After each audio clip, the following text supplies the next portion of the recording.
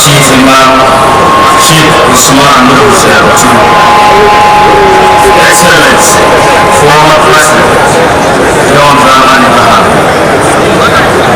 Ministers of State, Members of Parliament, Members of the Diplomatic Corps, eminent Imams, Ulama and Zungu chiefs, now Imams from Nigeria, distinguished invited guests, our friends from the media, Jama'a, Naimu Kugeswa, Assalamu alaikum wa rahmatullahi ta'ala wa barakatuh. Muna yi ma Allah godiya da taron ga haifuwan Annabi Muhammad sallallahu alaihi wasallam. Akwai waɗansu ba su da nan don Allah ya yi masu rasuwa ma suna nan shekarar da ya wuce ta. Allah ya ji kansu marigayi duka Allah ya sa sun futa, Allah ya ramshe su, Allah ya gama su da malaikar Rahama. Bai ba Allah ya yi in ma'anar rasuwa ku duka kun zo mutane cewa ko yi mani gaisuwar ta'aziyya kuma makokin namoyi ware-ware mutane cewa kun zo na so yi maku duka godiya da laisa aka da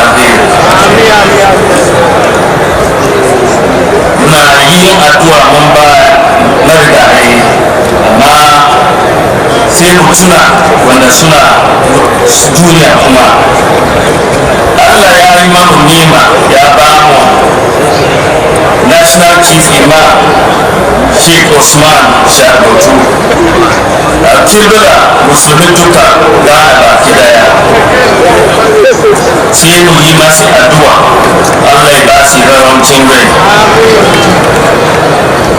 In ka duba halin shi da hankulin shi da son zaman lafiyar shi wannan halin da muna duka muna so mu yi. National Chief Imam ina gwada kamar tun Allah ya yi maka nima sai ka bari mutane su samu amfanin nima. In ka duba mu masu siyasa in Allah ya baka matsayi wannan matsayin na to Chief Imam kan yana tafiya ina yi mamu duka wa'azi dama Allah ya baka matsayi wannan matsayi na ba naka bane, wannan matsayi na jama'a duka ne, na talakawa, na mata da maza da kowa duka. Don si wannan matsayin na sai ka doka ka yi aikin da mutane sun samu amfani cikin shi. Don si mutane sun zo su tambe dama ka samu matsayin na mi ka yi ka ba mu. Don si mun samu matsayi mu yi aiki sai kowa duka ya samu amfani. Zan mika mita ba na in ta yi turanci domin akwai media da ambassadors muna so su ji magana da za mu yi. It is with great joy that we thank the Almighty Allah for granting us the opportunity to congregate here once again to commemorate the death of our beloved Rasul Muhammad sallallahu alaihi wasallam. This year's Maulid is particularly exciting as it is the first time since 2019 following the outbreak of COVID-19 which devastated the world and forced us to adjust our life as we collectively took steps to overcome the deadly virus. Yau na zo taron ga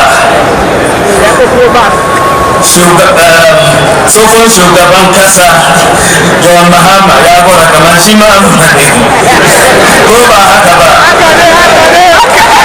abinda ya saura ne in yi tuba ko ba haka ba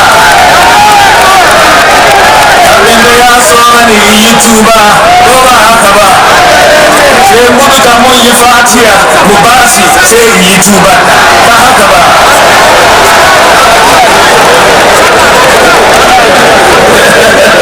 Malam John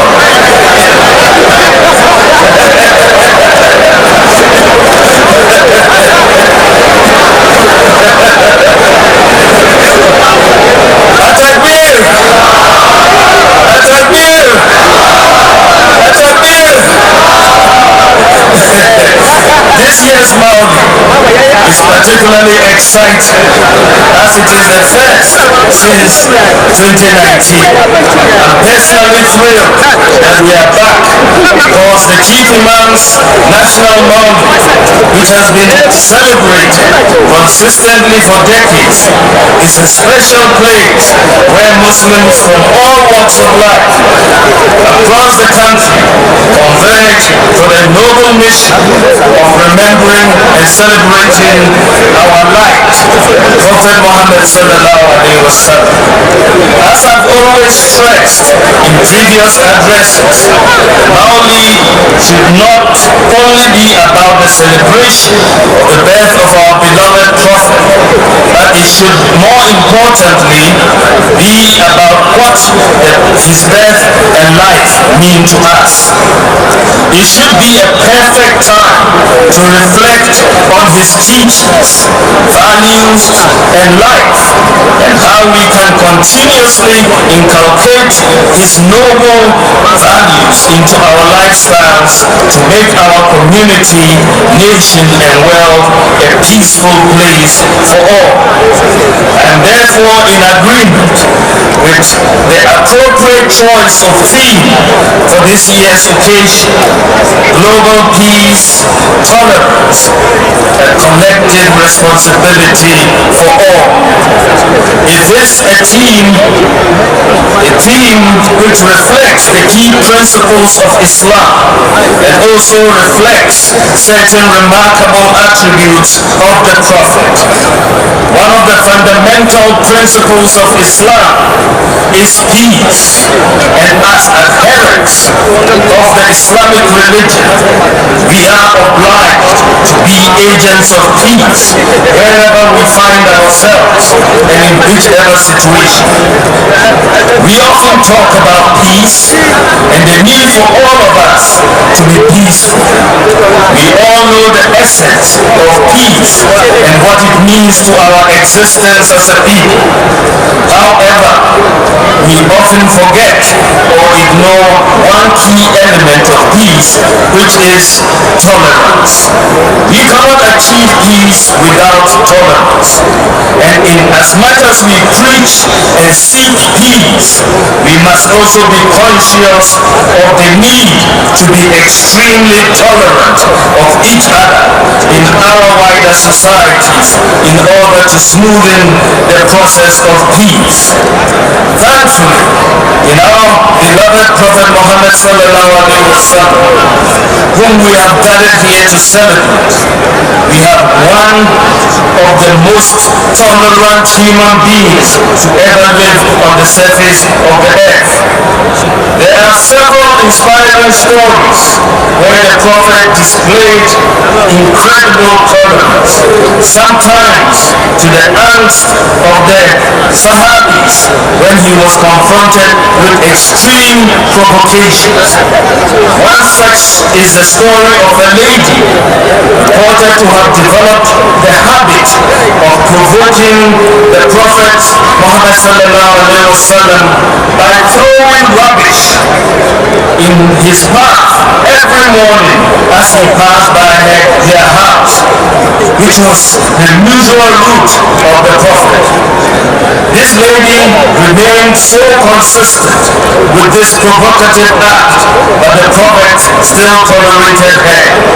One day, the Prophet passed by the mosque, by the house, and no rubbish was thrown at him. Surprisingly, the Prophet asked about her and was directed to her house. Upon inquiry, he found out that she had fallen sick, hence the reason she could not do her usual morning duty of provoking the Prophet. The Prophet Muhammad prayed for her, and eventually she accepted Islam. Also, the remarkable story of how the Prophet tolerated and related to non-Muslims has been used globally as a perfect example of peaceful coexistence to promote diversity, especially in religion. Our beloved Prophet did not only teach tolerance and peace, he lived it. And the Hadith gives us several examples we can emulate to make our lives easier and our societies, nation, and the world better. Here in Ghana, we are privileged to have witnessed the life of one of the most iconic citizens of our country, Sheikh Usman Nuhu Shaributu, who continues to be an embodiment of tolerance and peace for our country and beyond. The life and values of our father continues to be a close reminder of the values of our beloved Prophet. Sheikh Shaributu has many remarkable values, but the most cherished, which has contributed significantly to holding Muslims and the nation together, is his tolerance. When he paid a surprise visit to a church a few years ago and the BBC reported it, the renowned global broadcaster was not only telling the world the uniqueness of Sheikh Nuhu Shaributu, the remarkable story was also about the beauty of our country Ghana, how religious tolerance reigns in Ghana, and how peaceful our country is. This happened at a time when there had been religious upheavals around the world. The increasing rate of religious tolerance in the country, leading to the peace we continue to enjoy, has been the collective efforts of all, including Christian and Muslim clerics. I acknowledge and appreciate the overtures many Christian leaders continue to extend to the National Chief Imam and other Islamic clerics across the country. Maintaining peace, the peace we enjoy in our communities and the country, should be a concern and responsibility of all, regardless of religious or political affiliation. Without tolerance, there can be no peace, and without peace, there will be no development. As a government, maintaining and promoting peace in our country has always been a priority, and it is no fluke that Ghana has been ranked the most peaceful country in West Africa and the second most peaceful country on the African continent for the 2021 Global Peace Index.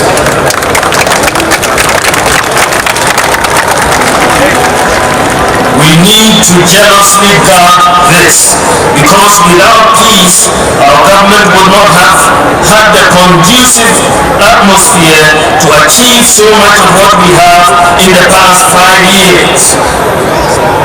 We are a government working for the people, and our inclusive policies can be seen and felt through various development authorities that President Akufo-Addo has established. Zongos, which have been excluded from the development process for many years since independence by successive governments, are now actively included through the Zongo Development Fund, which the government of President Akufo-Addo has established as a development vehicle for the Zongo community. In less than 5 years since its 3 years since its establishment, the Zongo Development Fund has completed 134 projects, including classrooms, health facilities, bridges, drainage systems, libraries, and so on in Zongo communities across the country. We have also built many modern AstroTurf football fields in many Zongo communities for the youth, including this beautiful edifice here in Fadama, which I promised the National Chief Imam that we will build. At the 2019 Maulid 2 years ago, I announced the planned reconstruction of the Ansarudeen Islamic School here in Fadama and the Fadama Abeka Inner City roads. While the Fadama Abeka Inner City roads have been done, as can be witnessed, the Ansarudeen Islamic School is progressing fast and will soon be completed, inshallah. This has been the story in many Zongo communities, especially our massive investment in education, which our government believes is a sure bet out of deprivation. We have built 12 6-unit classroom blocks in many Zongo communities, including Agogo Zongo, Abu Zongo, Ofinsu, Kuti Zongo, Ofinsu Abafo Zongo, Ntonsu Zongo, Atakrom Zongo, Bando Zongo, Koko Zongo, Johnson Zongo, Delia Zongo, and many more. On the national front, our government's focus and investment in education is unparalleled in the Fourth Republic. The government of President Nana Akufo-Addo has prioritized and focused on education because we are well aware that what education does for our people. It enhances productivity. It is the greatest level, and it is the only sustainable way we can transform our Zongo communities, and that is through education. Apart from these facts, thankfully, by the grace of Almighty Allah and the commitment of President Akufo-Addo, we have expanded access to education and made it impossible for any Ghanaian child anywhere from kindergarten to senior high school to be left behind. We have also expanded access to the scholarship applications by making it possible for every Ghanaian to apply online without traveling to Accra. Aside this, our special educational scholarship scheme for brilliant but the needy students has ensured that 40 students from Zongos are currently in their second year studying medicine in Cuba. The Zongo Development Fund has also awarded tertiary educational grants to hundreds of students to enable them pursue tertiary education as well as vocational training. The government of President Akufo-Addo will continue to prioritize and invest in education to do more and get more access to quality education. Distinguished invited guests, ladies and gentlemen, one of the problems faced by students from our communities is the limited number of first-class secondary schools of the stature of the Achimotes, Mfansipins, St. Peter's, Wesley Girls or Primrose. They are very few and they are not as accessible to students from our communities. In response to this need, President Nana Akufo-Addo promised to build 16 model senior high schools, one in each region. Ladies and gentlemen, I am happy to announce that the construction of the model first-class senior high schools will commence, inshallah, at the beginning of next year. We will start with 3 first-class model senior high schools in Kasua in the central region, Etijuasi and Sokori Mampong, and Tamale in the northern region. We have the drawings which are showing on the screen, which is behind gains we have made in our digitization drive, which is impacting positively on the economy, coupled with investment, we will continue to make in the development of our human capital.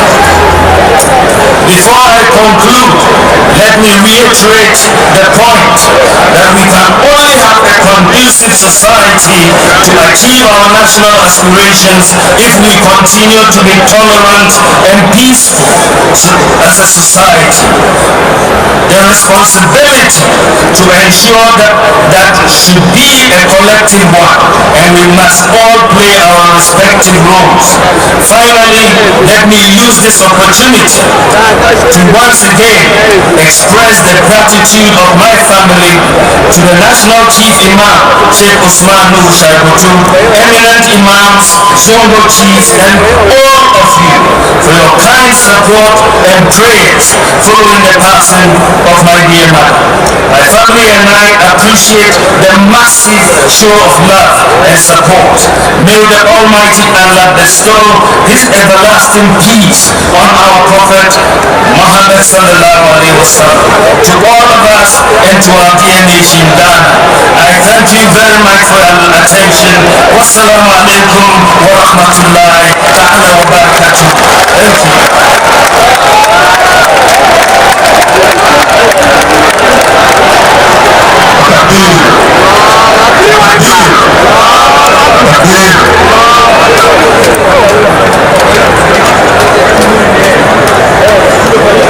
We are grateful to His Excellency the Vice President for his speech.